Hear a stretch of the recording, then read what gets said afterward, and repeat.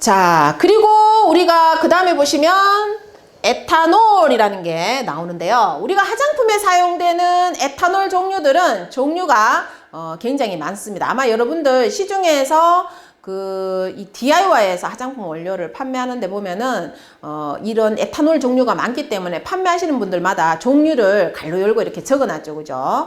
뭐 식물성 주정 이런 말도 적어 놓고 뭐 공업용 에탄올 이런 말도 적어 놓습니다. 우리가 화장품에 사용하는 그 에탄올을 보시면은요. 자, 에틸알코올이라고 부르기도 하는데 에틸알코올을 에탄올이라고 부르기도 합니다. 그리고 화장품에서는 향수의 발향. 자, 향수 말고 우리가 시중에 보면 디퓨저라는 게 있죠. 디퓨저에 발향이 잘 되지 않는다는 거는 안에 에탄올이 부족해서 그래요. 왜? 알코올은 굉장히 빨리 잘 날아가죠. 그죠? 날아갈 때 향을 붙잡고 같이 날아갑니다. 그래서 에탄올이 발향될 때 향이 이렇게 퍼지도록 되어 있어요.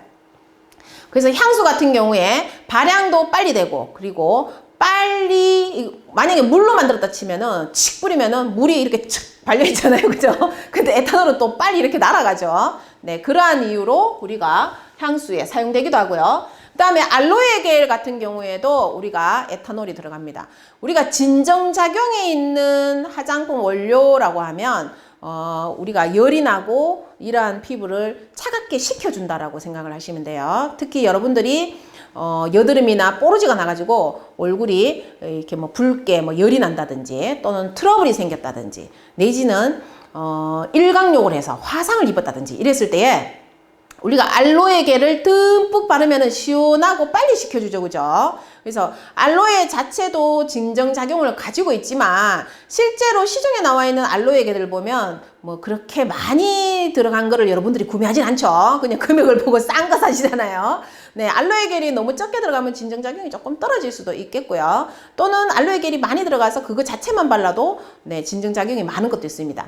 알로에 외에도 보면은 뭐 오이도 있고요. 또는 할머니들이 많이 쓰는 감자도 있습니다. 감자. 이러한 것들도 진정작용을 많이 가지고 있어요. 그런데 화장품으로 만들었을 때는 솔직히 진정작용이라고 하는 거는 한참 있어야지 우리가 느낄 수 있는 부분이란 말이에요. 화상을 금방 입었는데 감자를 할머니가 떡 갖다 붙여놨어요.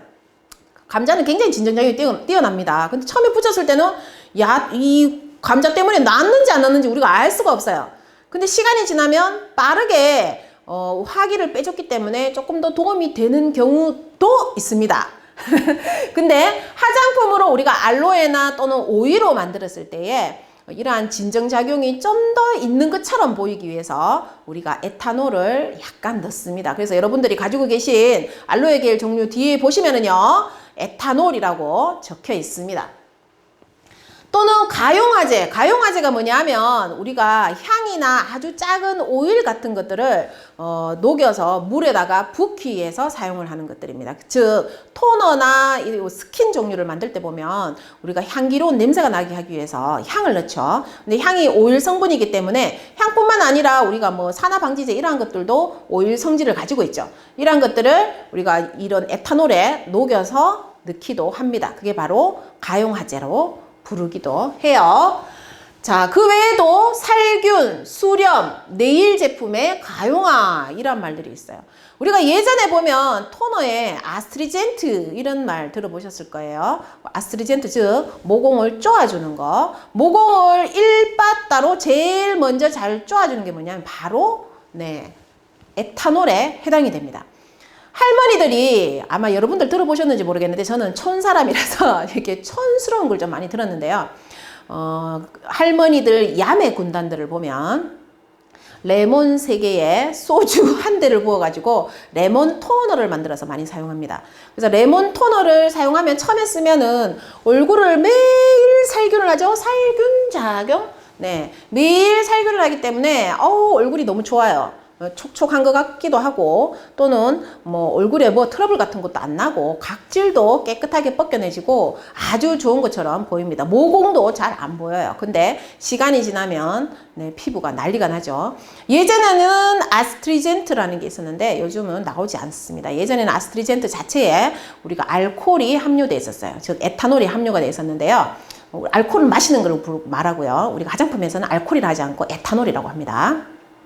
근데 어떻든 이러한 에탄올은 모공을 쪼아주는 역할을 하기도 하지만 장기로 바르게 되면은 각질을 계속 벗겨내기 때문에 우리가 피부 장벽을 무너뜨리는 원인이 되기도 해요. 그래서 요즘 화장품에 보면 알코올을 잘 사용하지가 않죠. 물론 아직도 알코올이 들어간 화장품이 있긴 합니다. 여성들 제품에는 그게 없고 남성들 제품에 보면 네, 수염하고 착착 이렇게 바르는 것들이 있죠. 네, 그러한 것들은 목적이 뭐냐 하면 살균의 목적도 가지고 있기 때문에 어느 정도의 에탄올이 함유되어 있습니다. 그리고 우리가 손소독제 같은 경우에도 에탄올을 가지고 만들고 있죠. 65%, 70% 이런 거 보셨을 거예요. 자, 네일 제품에서 가용화라고 하는 거는 네일에는 우리가 색조 제품이 들어있죠. 이러한 그 색조를 녹여서 만들기 위해서 우리가 에탄올을 사용을 했습니다. 자, 그리고 점도 감소제라고 하면 우리가 뻑뻑하게 점도가 나와 있는 거를 점도를 좀 흐물흐물하게 만들기 위해서 에탄올을 넣기도 해요. 그래서 에탄올은 점도를 좀 더 묽게 만들어 준다라고 알고 계시면 되겠습니다. 유화 보조제 및 안정제로 사용되기도 하고요. 기포 방지제라고 하면 기포가 잘 안 생긴다는 뜻이에요. 에탄올을 약간 넣는 거는 기포가 잘 안 생기게 넣는다. 근데 화장품에서는 제가 잘 사용하지 않는다라고 했기 때문에 대부분 부틸렌 글라이콜이라든지 이러한 것들을 좀 넣는 편입니다. 기포가 덜 생기게 하기 위해서. 자, 추출물의 용매제로 사용되기도 하고요. 자, 추출물의 용매제라고 하면 우리가 아까 나왔는 게